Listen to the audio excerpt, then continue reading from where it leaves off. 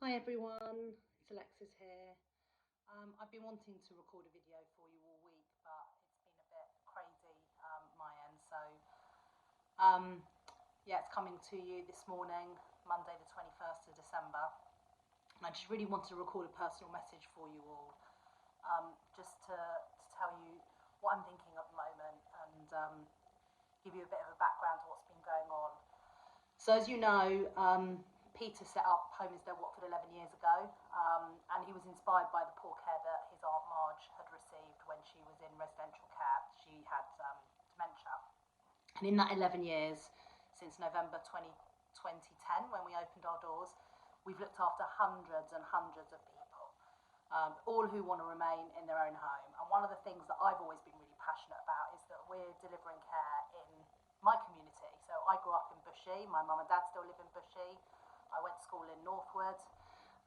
After university, I moved away for a bit and I've ended up back in Bushey. So this is where we're delivering care to my neighbours and my parents' friends and people who I've grown up around. And so I've always been really proud of the amazing work we do, and I know that everybody who I come in contact with, I kind of have the opportunity to tell them about what we do. But this week, the roles have reversed a bit in the last 7 days.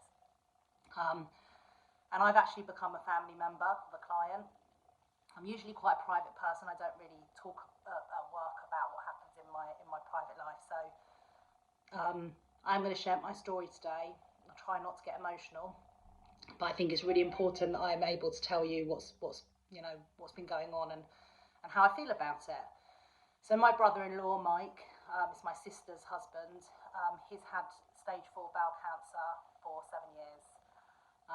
He's 56, and it's been very touch and go. We didn't think that he was going to survive this long. He's had every single treatment you can possibly think of under the sun. And in October this year, he underwent a massive 24-hour operation and had 6 organs removed. It was a really big operation, and the recovery is slow. It's been a really frightening time for my sister. It's been a really frightening time for my nieces and nephews. They've got 3 children, and for my whole family, really. So last week, my sister called me to say that despite us thinking he wasn't going to come home from hospital for Christmas, they were going to let him come home. And they couldn't get care in place because the company that they had been put in contact with for a home from hospital package said that they couldn't do a morning call until 12 o'clock, which obviously is not a morning call, it's a lunchtime call. So I quickly jumped into action and said that don't worry, we'll put care in place. Then we got bad news. He couldn't come home because the equipment wasn't ready. They forgot to order the hospital bed.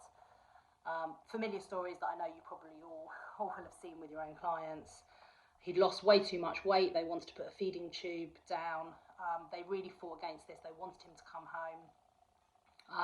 So they agreed that he could come home, and then he tested positive for COVID. So we were backwards and forwards and backwards and forwards. And finally, last Tuesday, we managed to get him home. Angie Plant was on standby, not knowing if she was going to be going or not. We cancelled the call, we reinstated it. She agreed to work outside of her availability on her days off. She didn't bat an eyelid about the fact that he had COVID, just said, yep, Alexis, whatever you need me to do, I'll be there. Lisa Neville was on annual leave last week. She took phone calls from me. She spent time talking to me, and she agreed for me to take them there on Thursday, on Friday to meet him, even though it was her day off. So I've been there last week introducing Lisa and Angie to my family and making sure that everything was in place safely. And I just have to say that both Angie and Lisa have been absolutely amazing, not just with Mike, but with my sister.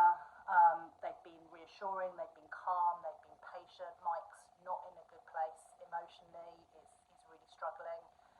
They need a lot of support, and they've really taken time, they've not rushed him. Joe also went and offered support last week with his stoma bag.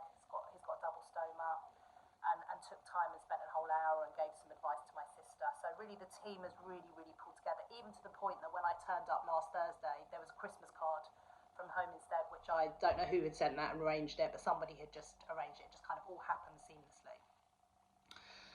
But the point that I'm giving, the reason why I wanted to share you the story is because I know that this isn't happening just because it's my family. I know this is what you do every day with every single client you look after. And that makes me really proud that even in the challenging times that we've, I said I wasn't going to get emotional, but it's hard not to, that you all work outside your availability. So many of you have given us extra hours. I know it's so tough,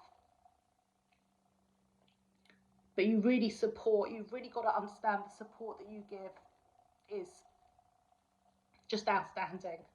And I know it might not always seem like it, but we appreciate every single thing you do. And we're so grateful for your commitment and being on the other side as a family member, just seeing what you do to support not just the person that we look after, but the family, the extended family, and how you go the extra mile means so much. And the last 2 years have been the most challenging times that we've seen in this business. We never thought that we were going to be in this situation. And I know you're all overwhelmed and you're all tired and you're all worried, especially at the moment with the Omicron variant. We're doing everything we can to try and protect you and support you. But it hasn't stopped you from doing what you do, which is amazing support for the people that we look after.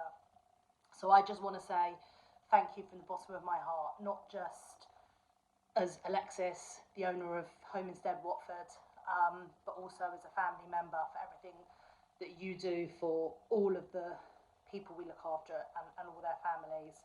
We literally couldn't do what we do without you, and Peter and I are grateful for what you do every single day, and I don't want you to ever forget that. So all that remains for me to say is I really hope you get some downtime over Christmas and that we come back fighting next year. We soldier on, we're in this together, we're one team, and I look forward to being able to all get together next year finally and spend some quality time together as a team. See you all soon.